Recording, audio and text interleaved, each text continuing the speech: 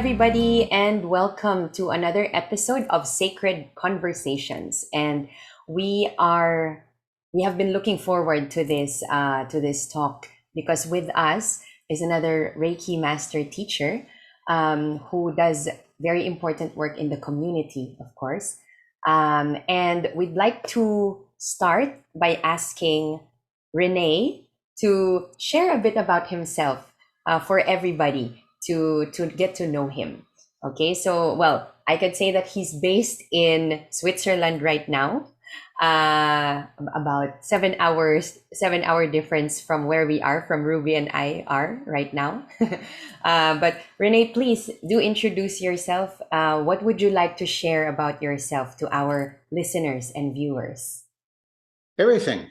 I think that actually, when I train Reiki teachers, I must be correct. When my wife and I train Reiki teachers, one of the important messages is that being a Reiki teacher and having the privilege of being a master includes bearing your soul, being ready to be transparent and authentic. So I'm happy to share anything.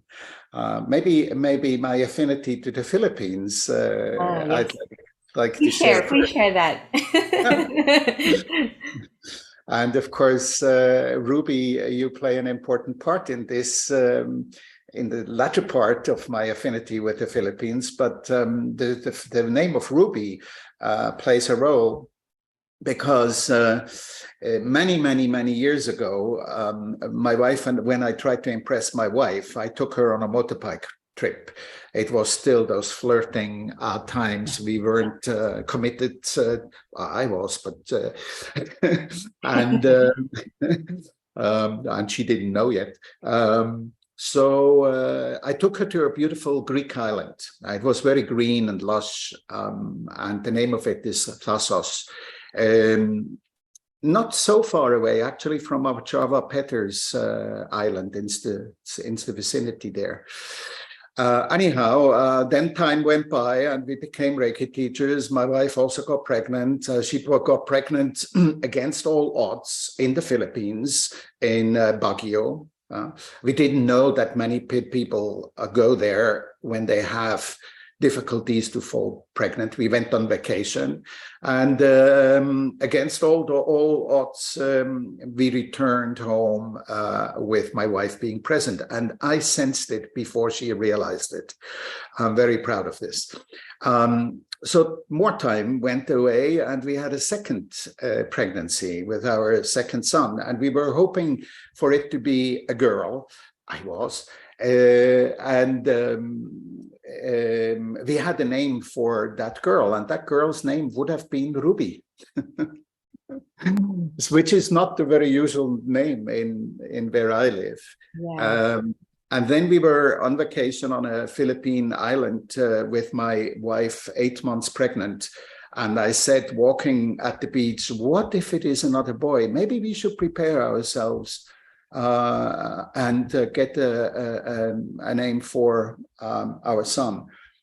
And it was a very beautiful sunset, very romantic. And I said, you remember that Greek island? That was also very beautiful. What was the name? Thasos. So that's how our son got his second name, on a Philippine island. Love it. I love it. Yeah. Thank you for sharing that. It's very nice to know that, from miles away, you have an affinity with our country, the Philippines. So it's a special connection, and it's no accident or coincidence that we're all here right now having this conversation. Exactly. And thank you. I have to agree with what Renee mentioned a while ago, that part of being a teacher like he is to be authentic and to bear his soul. I like that a lot. And I think that's also one of the things that makes conversations sacred. It's being authentic and voicing and just expressing our true voice, our truth, right? So goosebumps, Faye, goosebumps. and I think that this conversation, I can feel that it's going to be all about that. honoring our truth and sharing it, right? So I think we can begin. I wanted to uh, earlier. I want to share earlier. I was asking for guidance and an inspiration for some questions that we could talk about in this conversation, and only one thing came up to me, but I deeply feel that this could branch out into many different topics and many different stories. So let's see how it goes. But the question is mainly, how has Reiki shaped and shifted your life in the past? Okay, and how has it been shifting? Continue. How does it continue to shift and shape your present and perhaps the near future? So it's like a timeline of the role of Reiki. What has it played for you in your life? Maybe for the past, if we touch on that first, like how you stumbled upon it. I think that's always an interesting story for our Reiki community to know and learn about.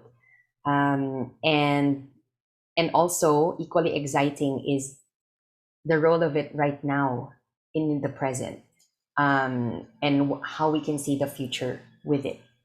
So I think the last part of your question probably is the most important. But I agree with you. To get there, maybe we have to look back first. okay. And as you spoke, one joke between my wife and I,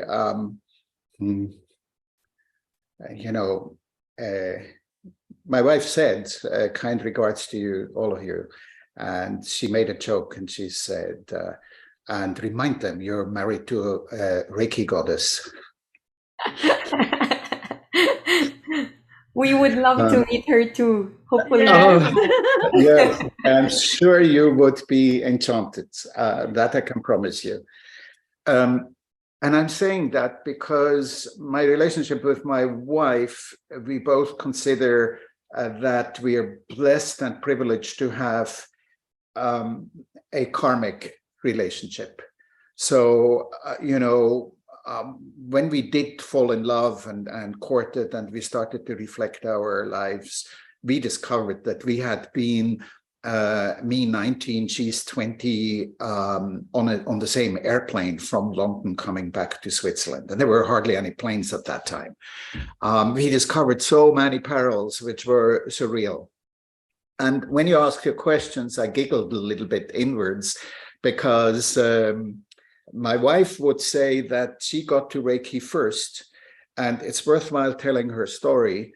But the truth of the matter, of course, is I got to Reiki first. You have to look back. Hopefully she doesn't hear that.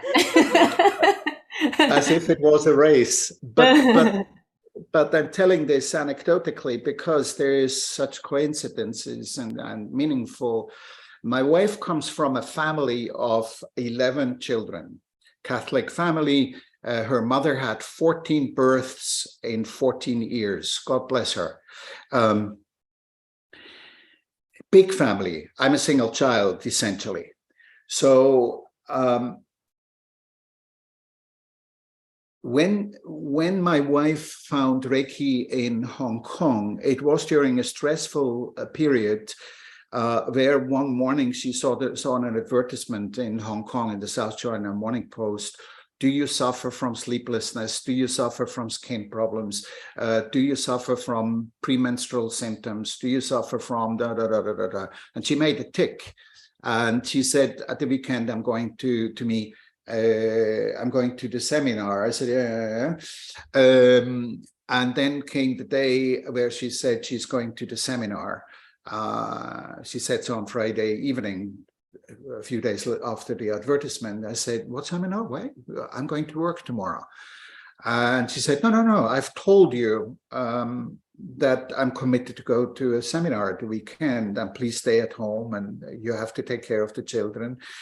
And I felt like, all right, I'm a big fish in a big pond. I'm an important man. I run the office. I can take the liberty, and I'm very generous with my wife. And I let her go, and I stay home. And my wife got then to Reiki, and this weekend is another story. And her eldest brother used to visit us on business twice a year. He traveled through Hong Kong. So a few months after this, the first thing my wife Misha said to her elder brother over dinner when he visited us, she said, "I've got to tell you, I've been in this wonderful seminar." And she went on and on. And of course, you know, my wife didn't want to do the second degree. She wanted to become a Reiki master immediately. She knew from the first moment she experienced the first initiation, she knew she would be a Reiki master. Wow. And her brother, her elder brother, sat at the table, and he listened, and he smiled, and he listened. And when she'd finished, she said, "Let me tell you a story, little sister. 2 years ago in Switzerland, I thought, I'm crazy. I'm going to a special Reiki seminar. And I went to a Reiki seminar, and would you believe whom I met at that Reiki seminar? Your elder sister." So this family of 11, 2 siblings in Switzerland finding to Reiki at the time when Reiki, you know, we're talking 1988.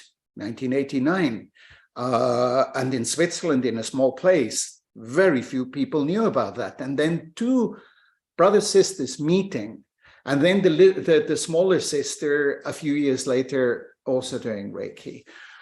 And this is meaningful. So there is like I'm not sure whether karmic is the right term, but there is a meaningful significance behind this. And of course, in 1989, approximately, I was on business in Switzerland. My wife and I lived in Hong Kong. This was for us before Reiki. And I had a crazy wild time, and I got horribly drunk, and I had a terrible hangover, and I visited my sister-in-law, and she gave me the first Reiki treatment.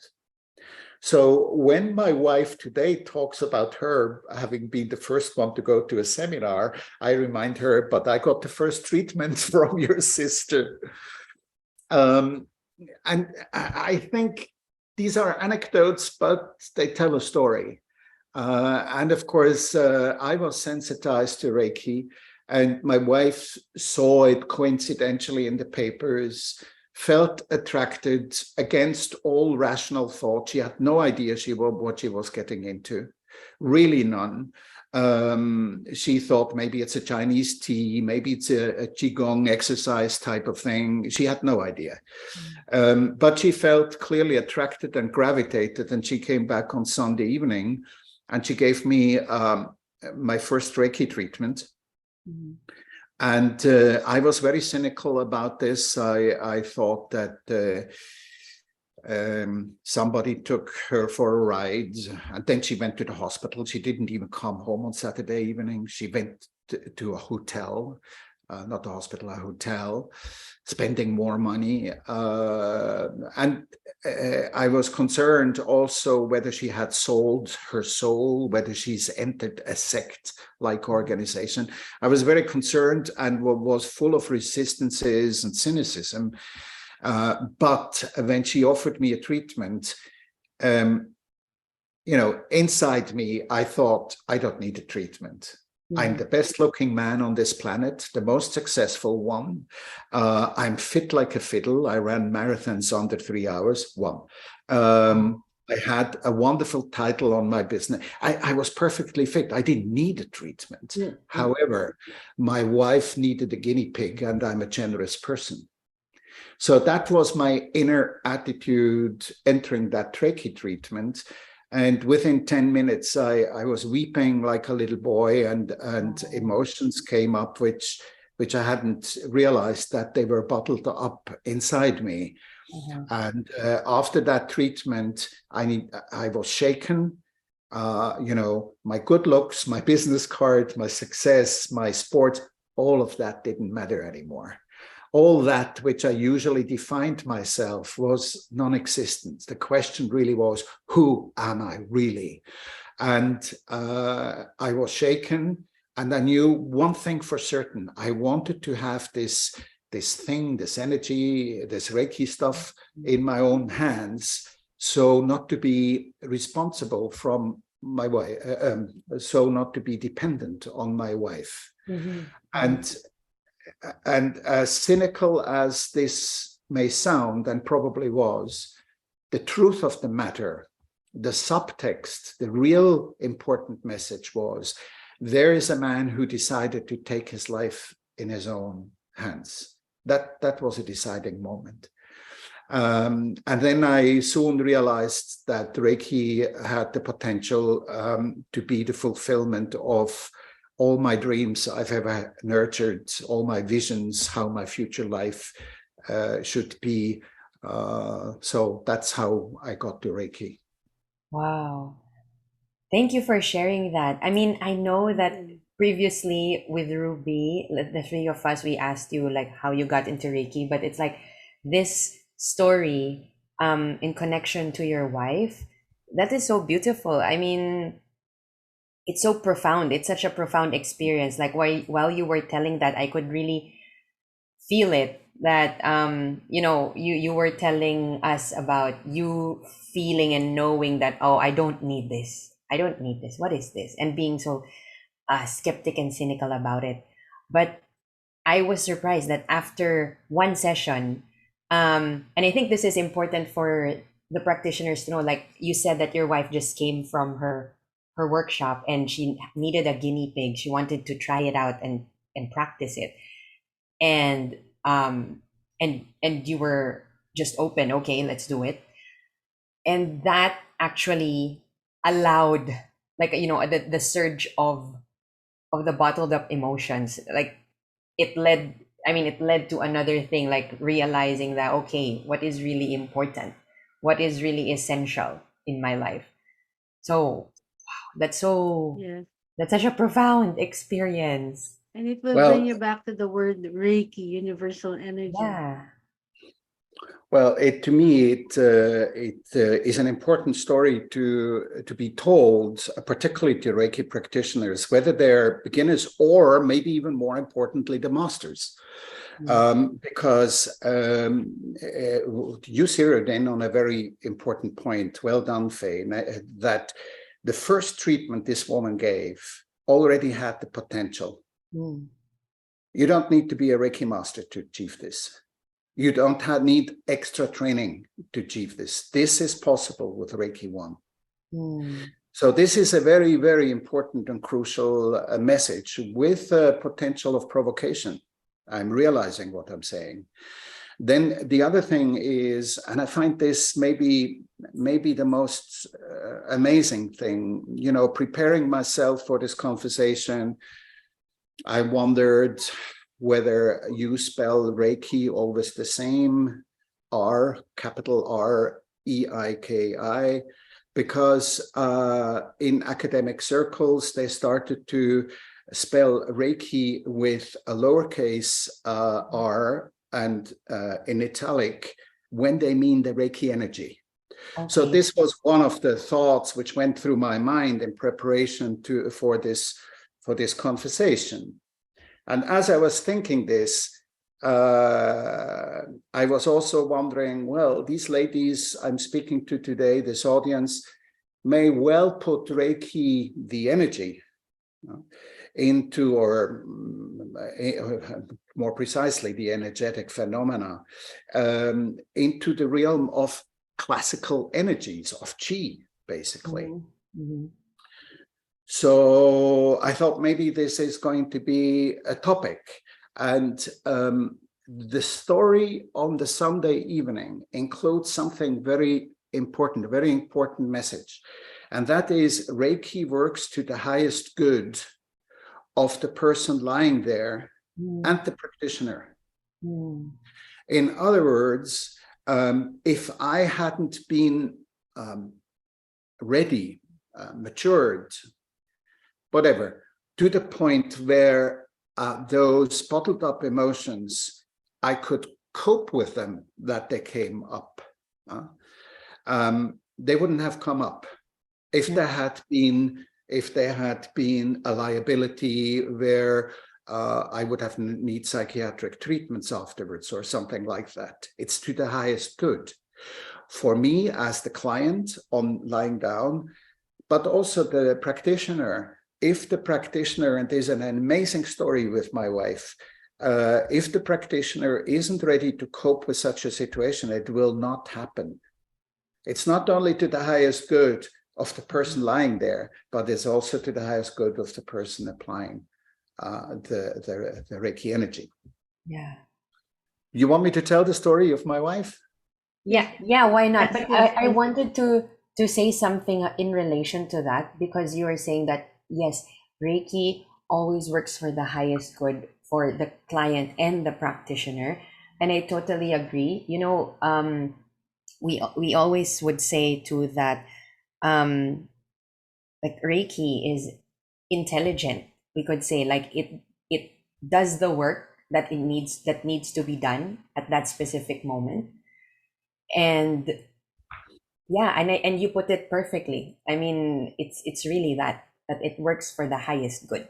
And I think that's one of the, I don't know what's the right word for it, the power or the charm, or you know, whatever that is, that makes Reiki effective, you know. So regardless of the level of the practitioner, or regardless if it's the person or the client's first time to receive it or not, right? It always works how it should, right?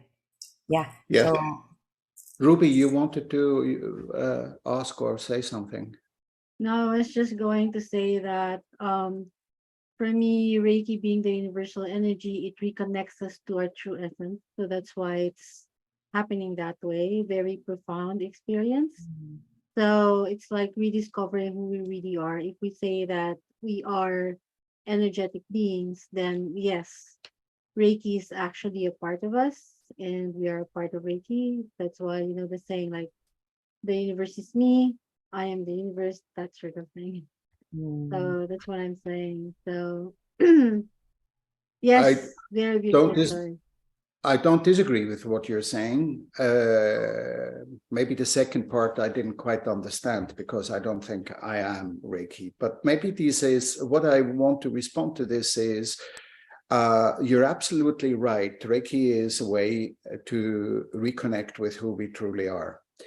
But that is also somewhat of a very general, almost an intellectual description.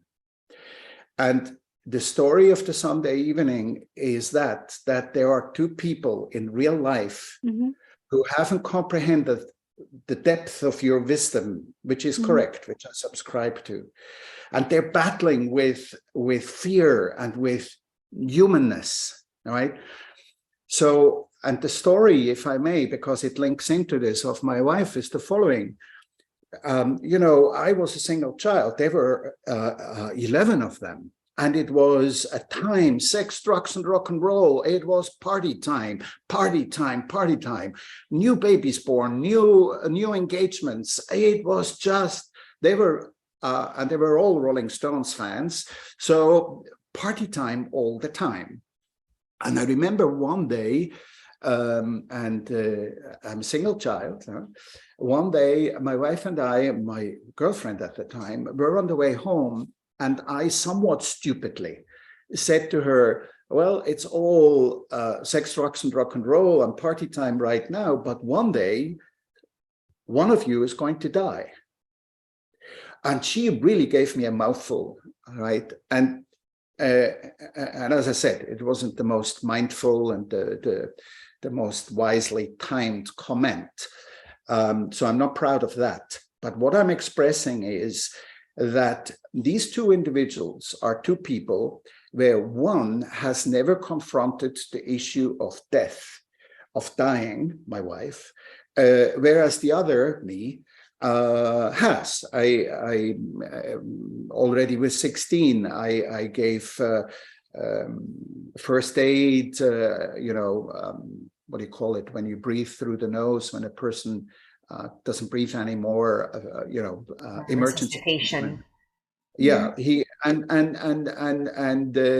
my stepfather, and he was actually dead. He had just died, and I did this until the doctor came when I was 16. So, and that's not the only example. Early on in my life, I was confronted with the issue of death. So there's a biographical difference between my wife and me. So then came the moment when my wife was a Reiki teacher, and she gave a Reiki seminar.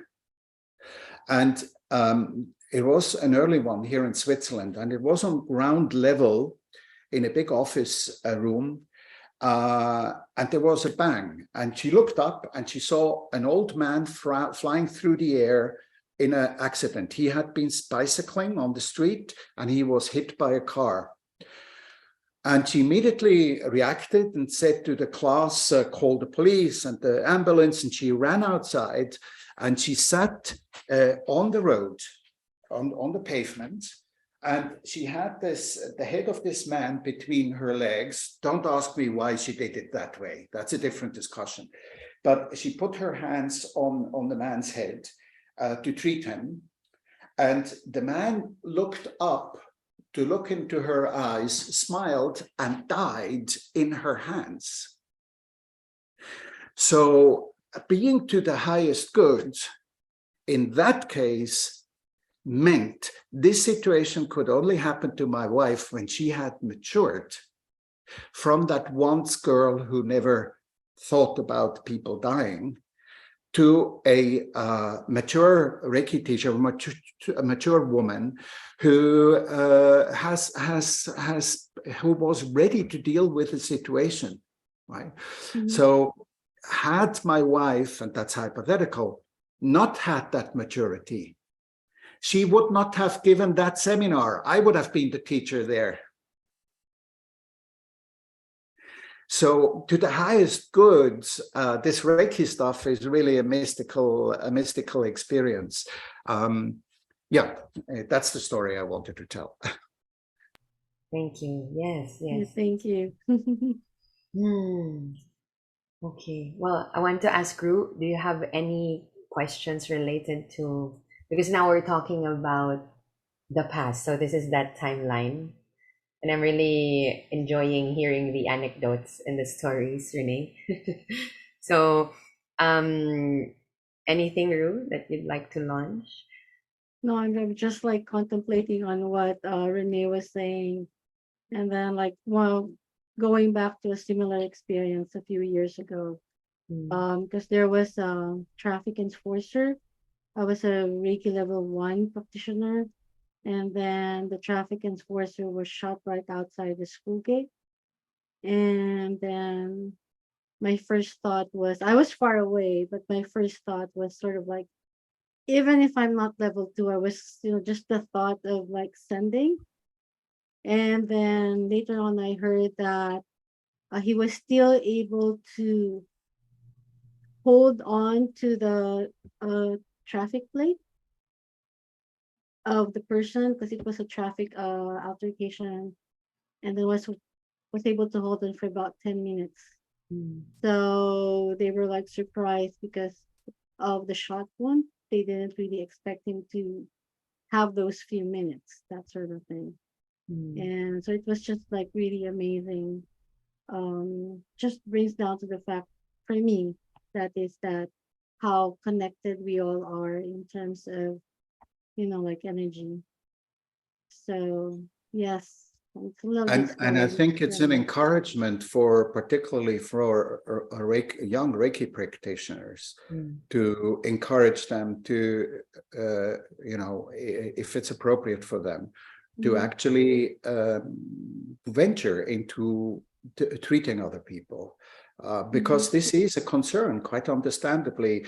What if I treat somebody and they start crying? How do I deal with it? Am I ready to deal? Yes, you are, because you wouldn't be in that position. You don't need to worry about it yourself. There are higher powers, higher intelligences, which take the decision, not least of all the person concerned. So I think this is a very affirming discussion for anyone. Currently, you're talking about the present time.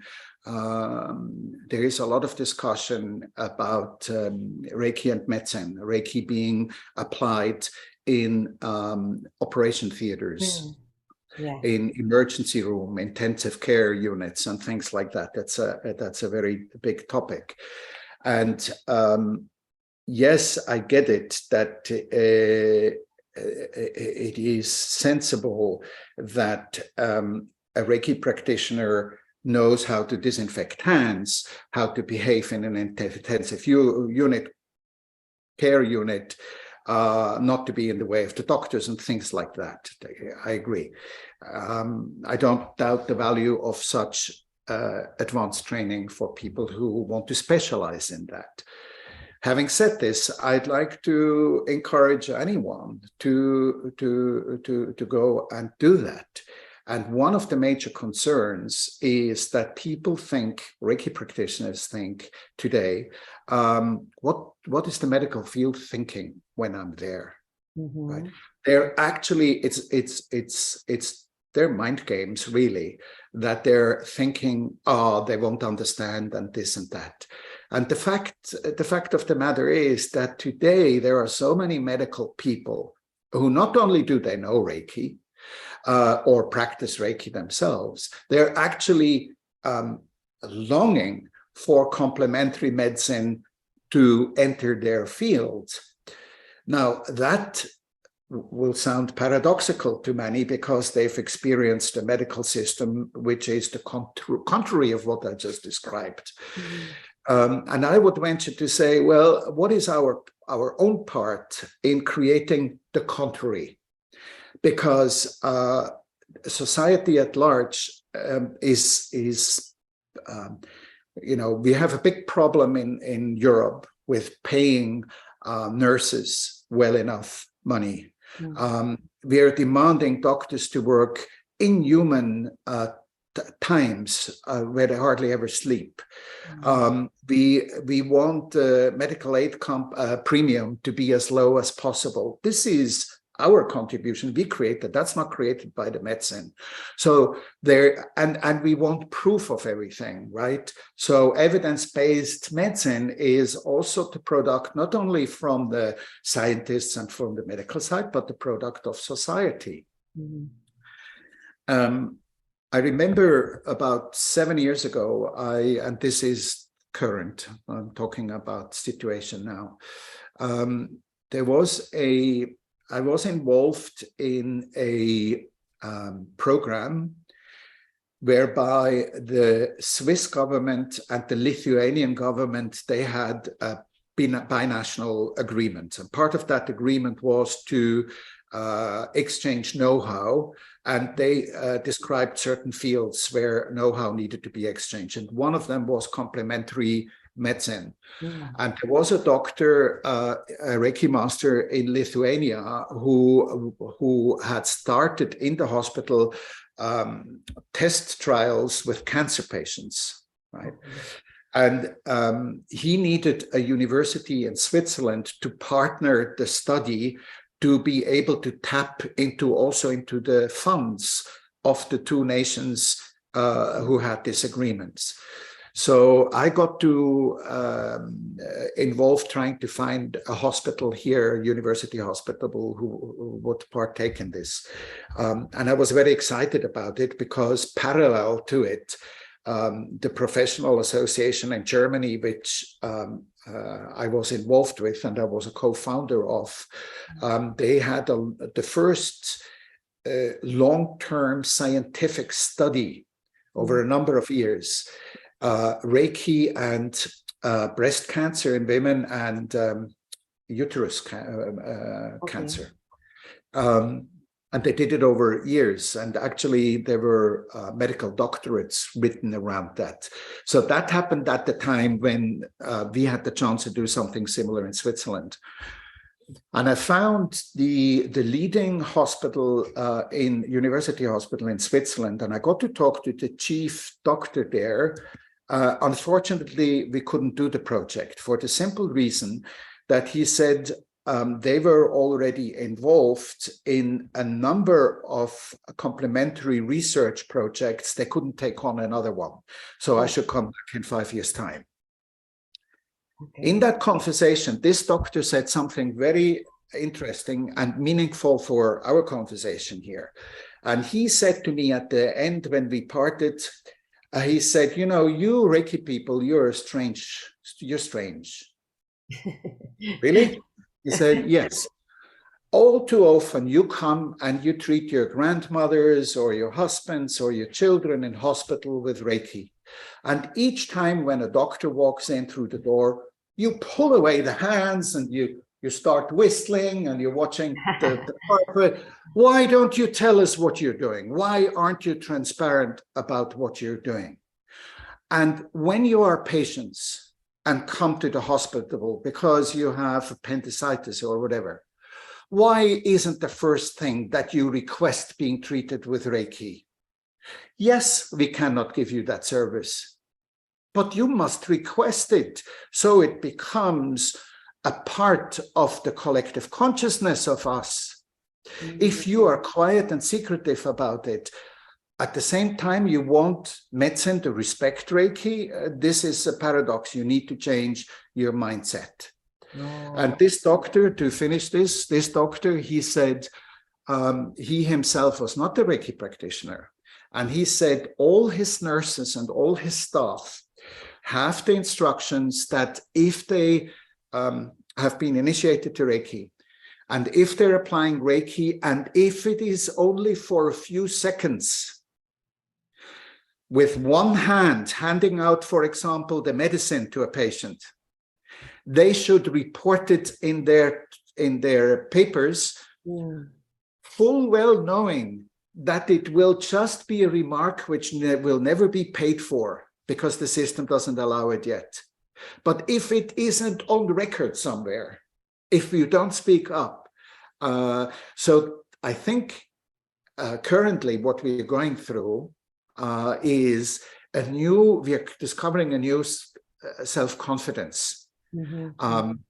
I know that you are a small circle still in the Philippines, and I suspect that sometimes you think, well, all the big masters are foreigners from elsewhere and so on. And I know that some of us, we say, what? There's a Reiki community in the Philippines? I didn't know that. But we're having this conversation. It will be on YouTube. It will spread.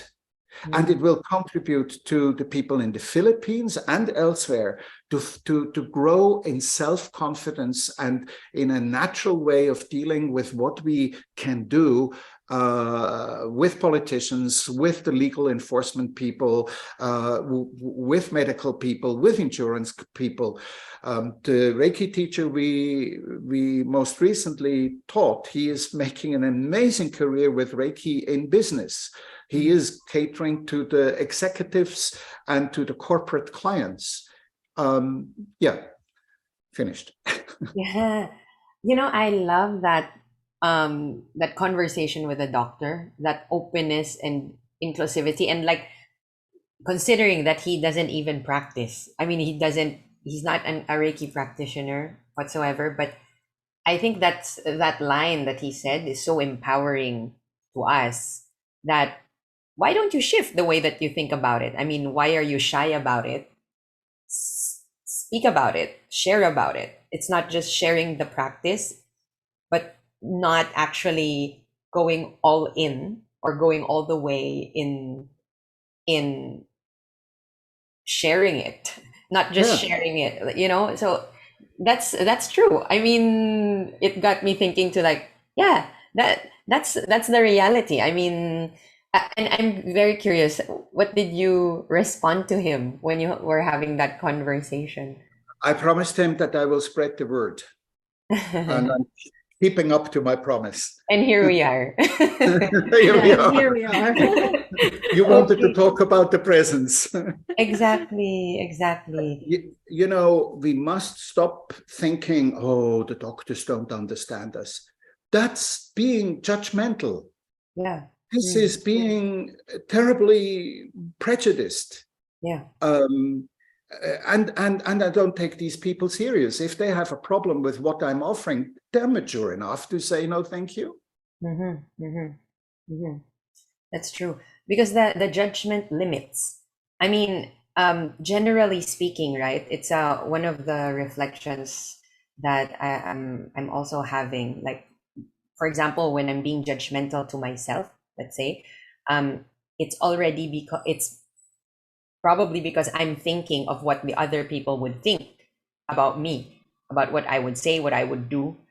And it's like I'm making a decision for these people on how they would see me, instead of me focusing my energy on how I would like to see myself, on how I would feel about that, right? And ultimately, whatever happens within would just naturally radiate, and I am not in control of what other people would think, say, feel, or do, um but at least, I'm grounded with what's within. And I think that's just, I guess, the general thought behind that, right? Of being judgmental also with everything that we do, including practicing Reiki and sharing it too. So yeah, that's such an important thing to share. Thank you for that. You asked about the future. Yes. I think this is what you just put your finger on, the future development within the Reiki community. And that is, for the lack of more precise or more intelligent words, that's a new or an expansion of consciousness. Next Sunday, I have the privilege to give a presentation to a huge community in Russia of Reiki masters mostly. And it's very interesting because they invited me to, like you did, to be a speaker. And they went onto my homepage. So when they first asked me, I thought, okay, they're going to ask more or less what you and I are discussing, or what we three are discussing. And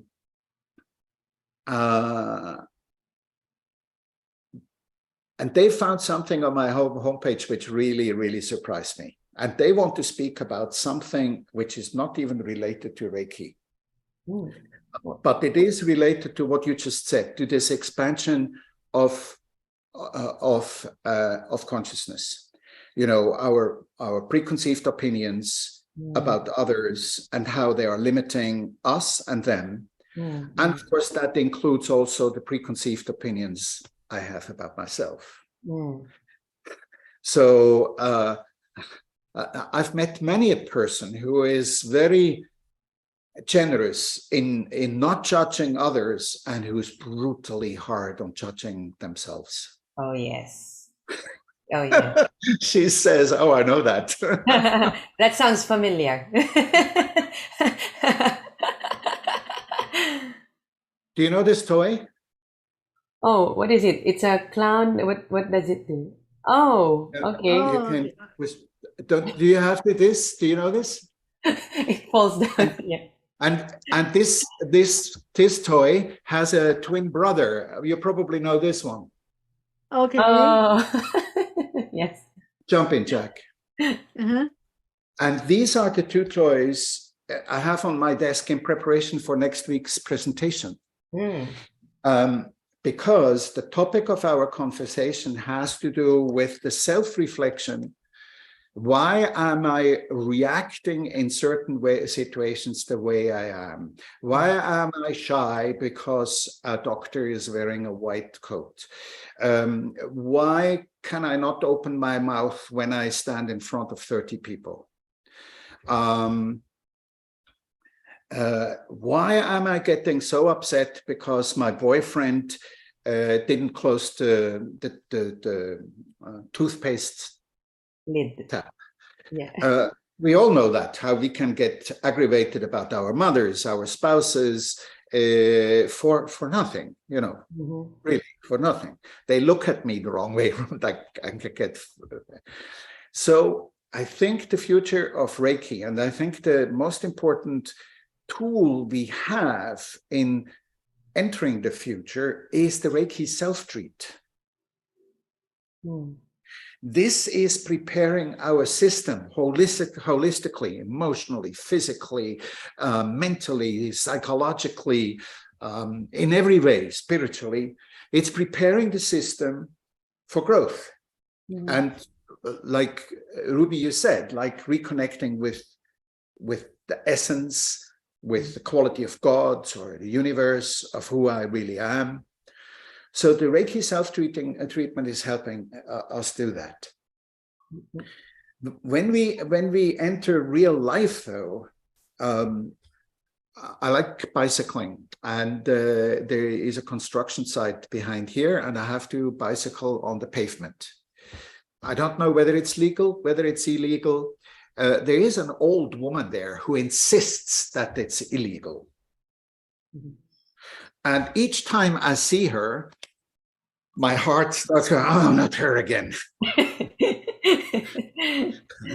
You know what I mean? Yes, very much. Okay. And so you will empathize with me that there has been occasions when I thought, oh, not again. My teeth go like this. So I'm emotionally reacting 100 meters before I even meet her. I just see her.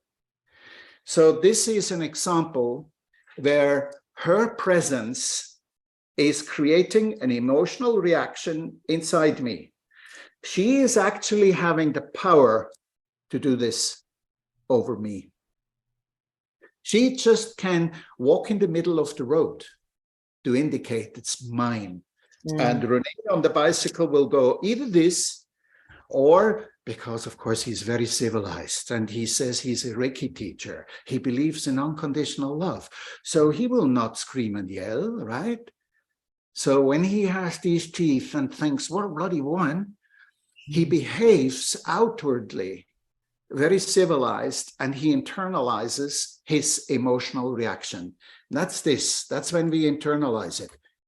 You know, we lose all power, we sink, we either explode or we implode. This is an implosion. So this, I think, is the future of what's happening in the Reiki community, that more and more people are starting to reflect that process in depth, with the result of liberating themselves of expectations and belief systems. The reason why you're so judgmental with yourself, Faye, is because you're holding on to some dearly earned belief systems internally, right? Like, for example, you're such a polite person and articulate when you speak to me. So one of the rules in your life, which you may have been trained by society and parents, is it's civilized. It's helpful to be polite with other people. There's nothing wrong with that. But when that becomes like such a fixed rule that you cannot behave in any other way anymore, then it's addictive. Then it is actually cancerous. Then it's poisonous. So that we can detect by emotional reactions, and related to it, we can identify them with belief systems. The belief system in my scenario with you, Faye, would be to be successful in life, one has to be polite. Is it a belief system, or is it just a good ideal, a good goal, something worthwhile holding on to? Well, whether it's one or the other is decided by your life. Mm-hmm. If you detect that you're internalizing and that you're pretending to be polite in situations where you disagree with people, then it's not helpful neither to you nor to the other person. Then it has developed its own power. Then it's become poisonous, toxic. Mm-hmm. That foremost beautiful ideal, beautiful, goal. So I think that the future of what I'm seeing and observing also in my reconciliation work is going very much in that direction. And in that direction, when I do something wrong to, let's say, to Ruby, I do something small, I step on your toes.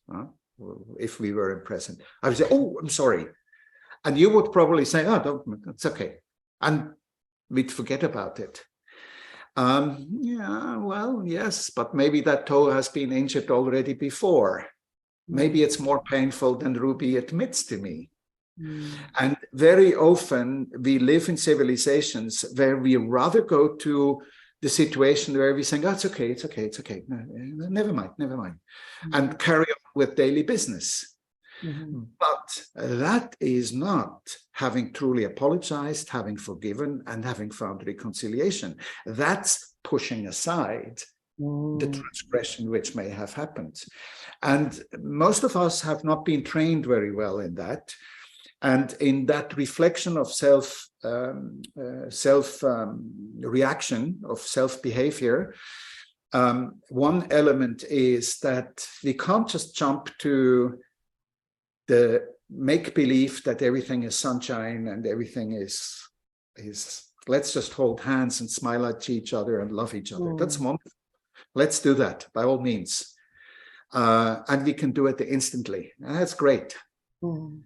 But sometimes that's an escape. Sometimes that's in denial of unresolved things. And looking at those things which are unresolved is sometimes, not always, that looking at it is sometimes necessary. And that's sometimes, most of the times, unpleasant. Yeah. And I hear a lot right now of people developing, well, let's find ways to look at unpleasant things, but create a safe environment, not the old-fashioned shame and blame, but a more future-orientated, collaborative synergies. I love you fully and unconditionally, but I don't necessarily agree with you.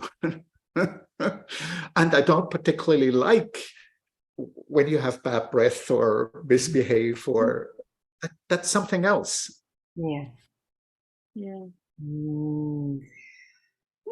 Okay. Yes. Taking a moment because, a lot of things that have been said are so are so rich, like before we head on to that reconciliation part, which we would like to touch on as well. Ruby, anything that you'd like to share? Now, what René was saying uh resonates Yeah, very much. with especially current events, that sort of thing. Mm, So yes, yeah, very much. and and we Yeah, go ahead. remember before we started, we were talking about his website, Mm, the about how I was jotting down when I was watching your introduction of our talk and stuff, and then you said something about uh how conciliation means peaceful coexistence, honoring, celebrating diversity, that sort of thing. mm, Without reconciliation, there's no celebration. So I was like pondering about those words that you were saying, and honoring differences. And if there's mhm, a denial of dissonance, you know, you would be feeding them, and that you mm, have to take risk. You have to take risk, and he said something about like, because truth precedes reconciliation. So if you take the risk to show the truth or to be true or show your authenticity, then yes, it paves way for reconciliation. And recent events sort of like help me do that. So I resonate, Renee, with what you're saying. Oh, thank you so much. And you're saying something so important. It takes risk and courage.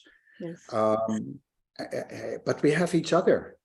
And we have something wonderful to pacify me every day, to console me, to strengthen me, to allow me to say, today I don't have the courage. I'm sorry. I won't be available today. Sometimes it takes more courage to say no than do something. And we have a wonderful, wonderful, wonderful tool. That's the Reiki self-treat, and we can do more with the Reiki 2 techniques and so on. That's true. I wanted to also say that this topic, it's nice that it circles back to the introduction earlier of Renee talking about authenticity and truth and expressing that. And I also like that part when you said about if we, the culture of no, it's okay, like brushing it off as an escape.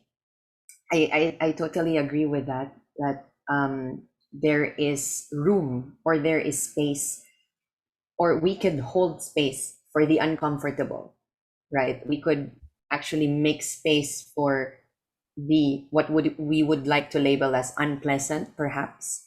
And it's all part of it, like when we talk about yin and yang, like we have the lightness, we have the heaviness, we have the lightness and the shadows as well.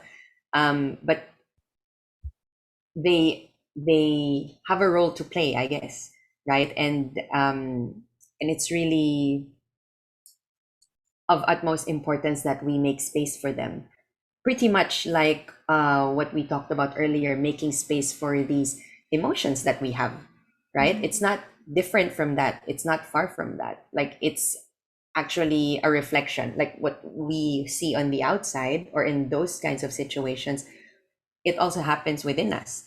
And that's why when we talk about Reiki and how it could help us as a tool, it helps us in the self-treatment, right? In that self-awareness, raising that awareness with ourselves, and also in turn raising that awareness on how we operate and how our relationships work with other people, right? Or with other groups.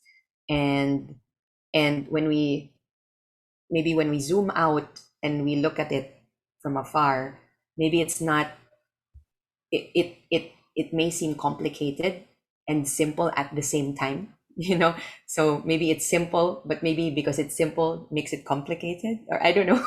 Or we would like to make it complicated, but I think it's nice to be grounded on that truth, that that self-awareness, that self-love, we could say, could greatly affect how we would operate, or how we could also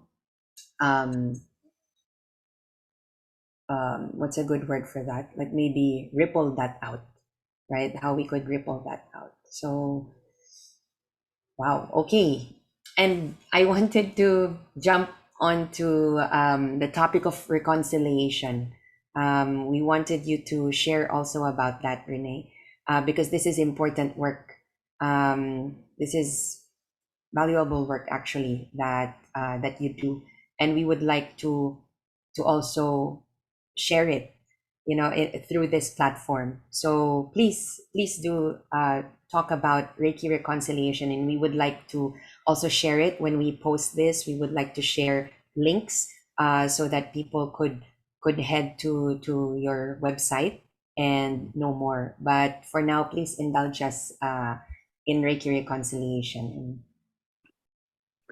Well, so far, when I used the word reconciliation, I wasn't actually thinking of my reconciliation work in the Reiki community, which you're now addressing. I was referring to personal healing and relationship healing. And maybe just one final comment. The experience I'm making shows that very often it's far less difficult or far less uncomfortable than we think it might be. Most of the times, and that's a good sign in these processes, most of the time people burst out laughing because they catch themselves having held to the belief it's going to be extremely painful, it's going to be insurmountably difficult, and here it is, plain and easy. So having said this, this shows you a little bit that my life has had the theme of reconciliation, of relationships, and it's not a coincidence that when you asked me at the very beginning, I spoke mainly about the relationship with my wife and with her brothers and sisters. So relationships is something which is very much in the focus of my life, and healing relationships. And life has given me opportunity to be mediator between, in one case, even between two governments, at least the tax authorities and legal sides of two countries, not on the political side. So with that background and having become a Reiki master then in the very early years of the 90s, when during the 90s, Reiki exploded worldwide, and Archava Peter, who was a guest, of course, whom I treasure, watched, that's the book I'm having on my desk right now, who I hold in high esteem. He's come out with revolutionary information with the discovery of the tombstone. And of course, at that time, that was blasphemy. That was for the Western Reiki. And remember, at that time, that was practically all that existed. It was blasphemous what Archava told. And there was already a tension field, mainly within the between the 22 Reiki masters from Takata, and the tension field mainly manifested in the person of Phyllis Furumoto and Barbara Weber-Ray. And I'm making it very simple here. So I grew up in that tension field, Reiki technically, and then that was further accelerated or triggered with the appearance of the very important work of Frank Archava Peter.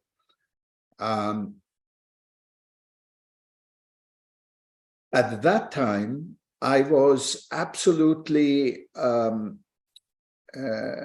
taking sides. My side was clear on the side of where I came from, and this new boy on the block, he cannot be right, and he must be wrong. I had that reaction.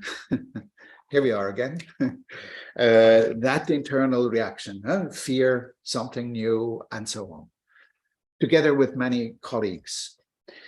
But then the years went by and we all matured and things unfolded, and it became more and more obvious, and particularly to me personally, it became more and more obvious because of my biography and my focus in life, that this cannot, that it is so paradoxical that we have dissonance in the Reiki community. And it's paradoxical not because we can expect of a Reiki master to be enlightened and without human emotions. Not because of that. It's a stupid question to ask, well, you're teaching Reiki, why are you still getting upset? And why do you still have competitive thoughts? Because we're human beings. That's a stupid question. But it's paradoxical because we have a help, a treasure, a tool, a method which helps us to evolve, to forgive, to expand consciousness. So that's where I see the paradox. And I had in the 90s and early 2000 years, there were a number of organizations which tried to be inclusive, meaning let's have a organization which can be accepting members from different tribes of the Reiki community. Many of them failed and disappeared, but they were important exercises. Then around 2008 and 10, there was a shift in the global Reiki community. I would pinpoint that the time when the Reiki community started to really become open and acceptable to the idea of collaboration with each other.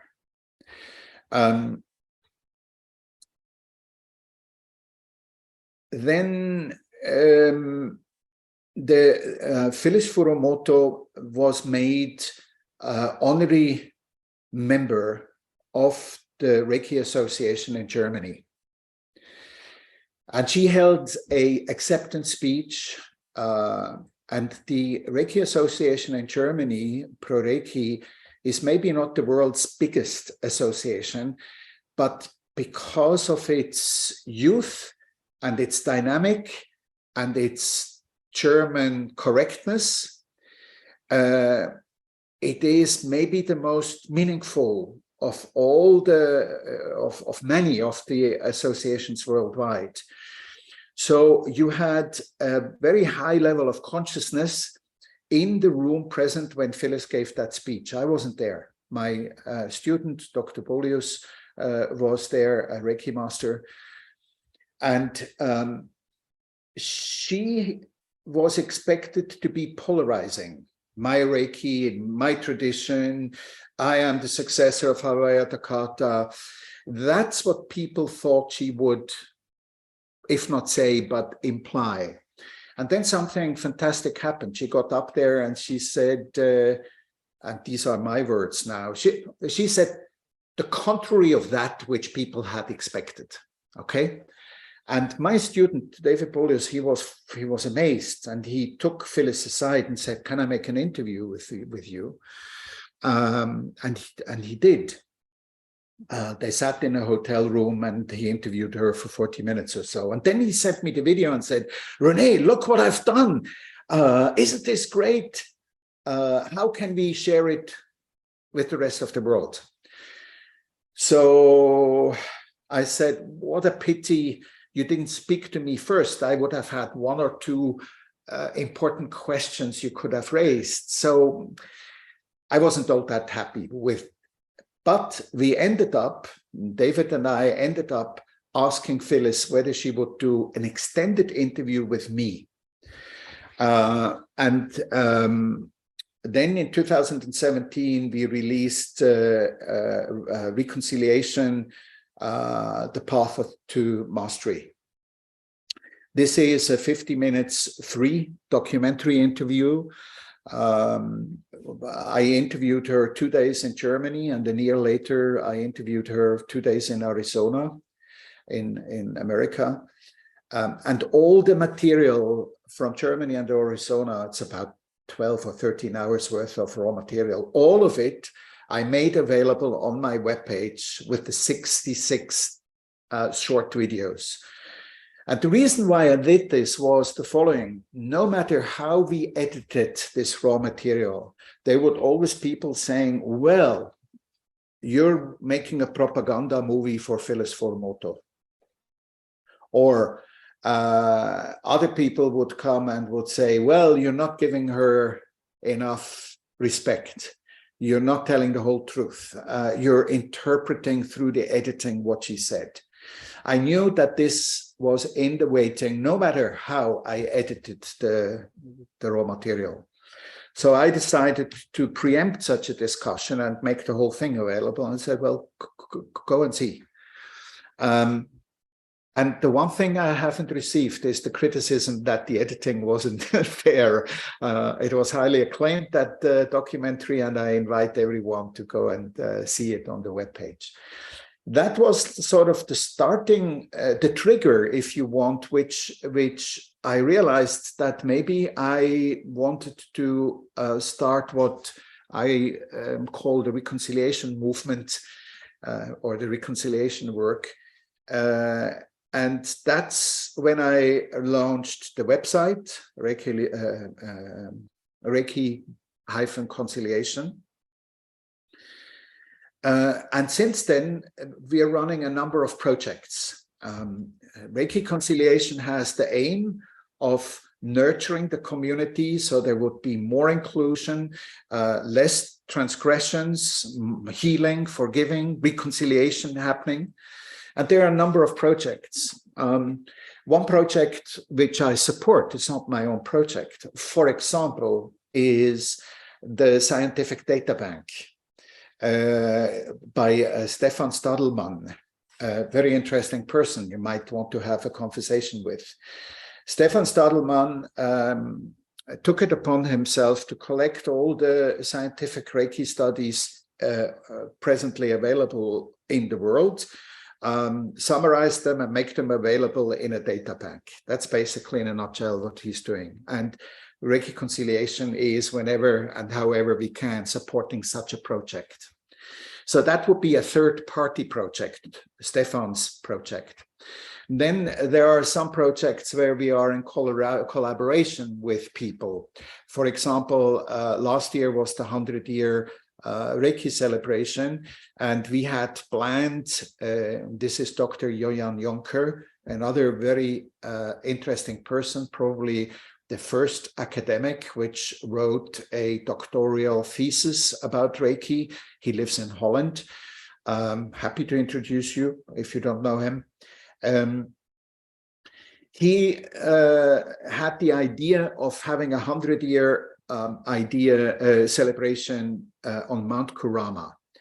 And he approached me and he said the reconciliation process is a necessary dynamics, a necessary development for such a meeting to happen. So Jojan and I went in a collaboration trying to organize that meeting, which never took place thanks to Corona.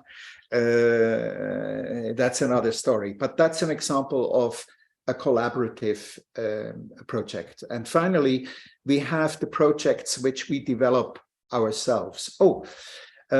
Another interesting collaborative endeavor is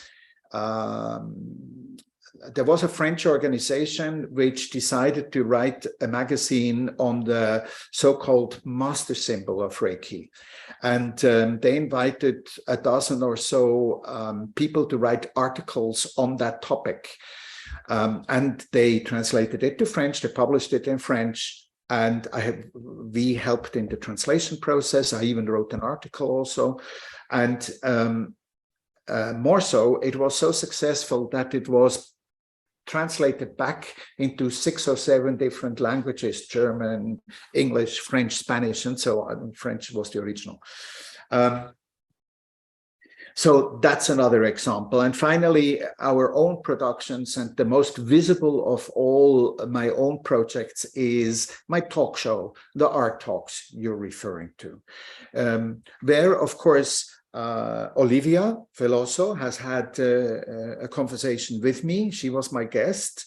So anyone who knows Olivia can watch this. It's on the topic of attraction. I guess a year or so ago that was. And also thanks to your introduction, Ruby. Not unimportant, this side comment, because it shows the interwovenness of the Philippine community with the rest of the world. Right? It was you who initiated that. Yeah, and that brings us to the Art Talks, which keep me quite busy these days. And I'm actually looking for collaborations with people, because I'm enjoying it, but it's a lot of work. It eats up a lot of resources, manpower, financial resources. So I'm trying to balance that, and I'm looking also for support on that. But the show is going on, and it's doing quite well. Lovely. I wanted to end it with that word, lovely. But you know, everything that Renee has shared about, I mean, if we tie it all together from the past, the present, and where we're headed, you know, it's actually not separate from each other. Like it's how would I say it? It's the words that Coherent. it's coherent, and it's the words that we used earlier in the question. It's, you know, being shaped, and it shifts, like it transforms, like um the examples that you used about the two toys that you have there also, starting with the self, and how we relate to others, all about relationships, all about honoring everything that transpires in these relationships with ourselves and with others, with groups even, and the efforts that are happening right now into having that reconciliation, having that the connection, that um, the relationship of respecting each other, hearing each other, um, and honoring the authenticity. You know, honoring the authenticity. I think it's all about that. So it circles back to to how we started this sacred conversation. I think it's beautiful. It is. Oh, wow. The true essence of Mm, Reiki. definitely. So I would love to watch that, the one that you talked about, the raw unedited versions that you put on YouTube. Is it correct, Renee? It's on YouTube or on your website? They're on my website, and they're on Vimeo, No, and okay. actually they are not for free. Okay. I think they cost, oh, I can't even remember, $18 or something. Okay. But any one of you and any one of your viewers, if you find that amount too much, please drop me an email, Mhm. and I will give you a VIP access so you can download it for free. Wow, thank you for that You're generosity. welcome. Thank you for Yeah. the generosity. Oh, and also Renee, we would be putting your links when we upload this on YouTube. So we would please send us a message on what we could put on this on our YouTube channel as well. And we are happy to hear all the collaborations and all the work that's brewing and that's happening right now. And it's really nice to know that more and more people are on the same frequency, I would say, or in the same plane, in the same direction of wanting to really collaborate and work together, Mhm. work together also for the highest good, Yes. so. Well, the thing is that it's so much and so many that you can't wrap your mind around all of that, and yet I feel very powerfully that that we must have the potential to facilitate each other, so that neither of us needs to reinvent the wheel when a colleague has already invented it. Uh-huh. This is a huge challenge for the future, and one of my pet projects, Reiki conciliation projects, is some sort of a page, a platform where conversations like yours, and you're not the only one. There's one in France, there's one in Italy, there's many places where they're having similar conversations. wouldn't it be great if there was some mashing, and so that we all know of each other, we can learn Yeah. from each other, we can share with each other. So this is one of my pet projects, maybe for this year, to launch. Yes, That which would we be are happy. exciting. Yeah, very exciting, and which we're happy to be a part of. So Yes. You must be. yes, yes. And this is really nice. I mean, having this conversation, for example, and the idea of connecting with other practitioners in other parts of the world, which makes us feel that we're not so far. We're not far from each other. And as Ruby said earlier, that we're all connected. We're all connected in spirit and in the Reiki energy as well. Right? And And that which we see, which disconnects us or stands between us, is but an illusion. and that's Exactly. Renee said something in one of his videos wherein when you step out from this organization, uh it was like seeing or coming into a new world of Reiki, something like that. And this is how I think Faye and I are feeling when we started Sacred Conversation. Yeah, yeah, yeah. Exactly. Mm, and getting to Well, meet all of I'm you. pleased to see that you have people supporting you, and you deserve the support. And I wish you all the luck. I'm very confident that you'll do fine.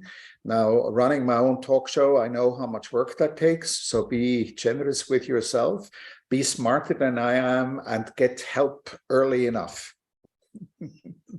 Yes, we'll take note of that. And as we I think that's very important. So, planning also ahead, like the human side of things. Mhm.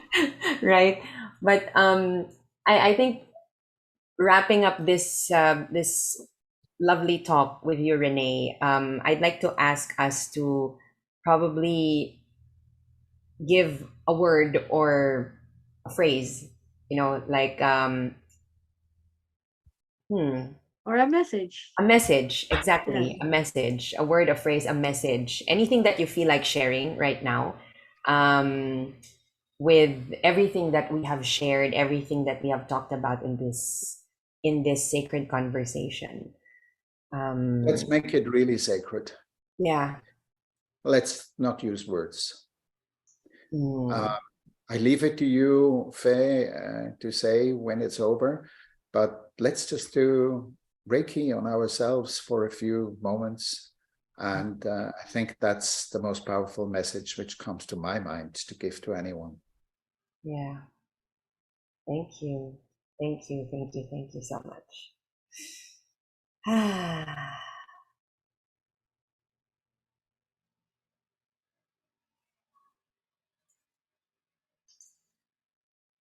Beautiful.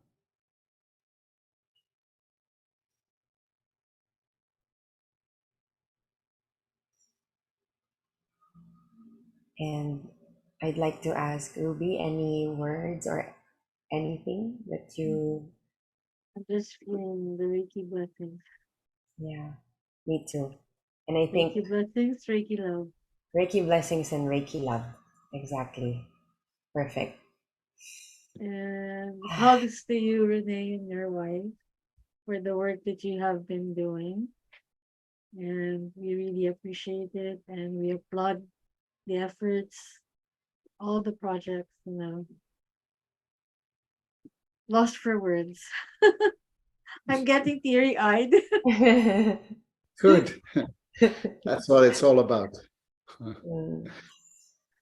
Ah, So, and yeah, we send the love, the Reiki love and Reiki blessings also to all of you who are listening, and watching this. We're going beyond the screen, beyond the time, beyond the distance. We send you so much love, and I think that's it. No more words, no more words from me as well, but just thank you. And we really appreciate this time that you spent with us, Renee. We're really honored and really grateful, really happy to spend this time with you. And we hope that this is not the last one, of course. It's been a great privilege. I thank you very much. And you're welcome. The pleasure is ours. And as we end the recording, and we say goodbye to our viewers, Renee, let's stay in the call later to, maybe wrap up and have some photos together.